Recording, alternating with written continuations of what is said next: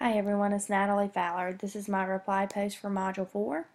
After reviewing everyone's videos, I found your topics to be extremely insightful and interesting.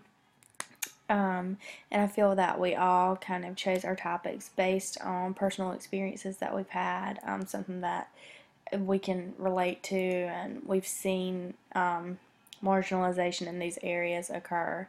And so I feel like all of these were very near and dear to our hearts, and that's why we chose them. And I'll start with Christina. You discussed adult centrism and how you said initially you wouldn't have considered this population when thinking about groups that are marginalized and marginalization. And I think that that's very important to recognize that, hey, I've never thought of that before. But this group and population is very central to when we're discussing marginalization. And I enjoyed how you talked about that your personal experiences and how you had less respect for teachers who portrayed adult centrism, whether it be someone you were watching or someone you had a personal experience with in school. Even if it was just in the tone of their voice. And so I think that that's key to note, that something just as simple as our facial expressions or our tone can really send messages, and it sticks with children or adolescents. And you talked about how it was kind of an aha moment in the course, and looking at this and these different types of populations really causes us to ask ourselves critical and reflective questions. And I feel personally that it's helped me become a reflective practitioner. And how administration especially has to focus and really be intentional on our practices and ensure that the needs of all different types of populations are being met. You had the idea of a speaker series, which I think is an excellent idea, and then just something as simple as modeling through our own actions. We don't want adult centrism to occur and be prevalent in our institution and more broad picture society in general, but do our own actions reflect that? And so I think that it's very important to realize that it does start with us, and as something as simple as modeling. So I really enjoyed your post.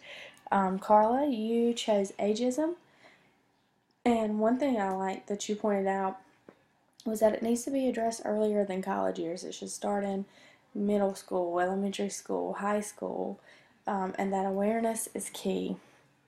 It's all about awareness, and making our students aware, and also making ourselves aware and those working around us. And some of the methods you discussed were engaging in dialogue, providing those engagement activities for students, maybe starting even a coalition that had a wide variety of representation of different types of people on campus. Provide assignments where students really looked at ageism, service learning opportunities, and then providing comprehensive services that benefit the population affected by ageism. So making sure they have the resources they need, support groups, and just something as simple as listening when they come into our office for advising or whatever need they may have. Just being that ear there to listen to what they need, and then taking action on that. Joshua, the majority of your video discussed transgender oppression and really gave a comprehensive review of the readings, and you talked about how it was very important that we understand the difference between sex and gender, and that there is a difference between this, which a lot of people don't necessarily understand. And then in the last bit of your video, you discussed ableism and how individuals shouldn't be judged based on a disability or a special need that they may have. And so I appreciated that. And lastly, Sarah, you talked about ableism, and you really brought in a lot of your own personal experiences, and you framed it well to begin with, saying that I'm coming from the high school lens. And once again, knowing what lens we're viewing things from is key and critical. You talked about how ableism is not discussed a lot. It's not something for popular conversation, and most people don't know the definition, and so that may be one reason they don't talk about it a lot. And then you read the definition from the text that it provided, and you liked that it was broad because it didn't single anyone out or try to pinpoint, because there are so many different types of abilities and disabilities and special needs. So, and I agree with you. I like that broad definition as well. You discussed an awareness campaign, and because the impact of ableism, you can see it everywhere. Like you said, is most of the time very visible when someone with a disability is in your classroom, in your school, in your setting.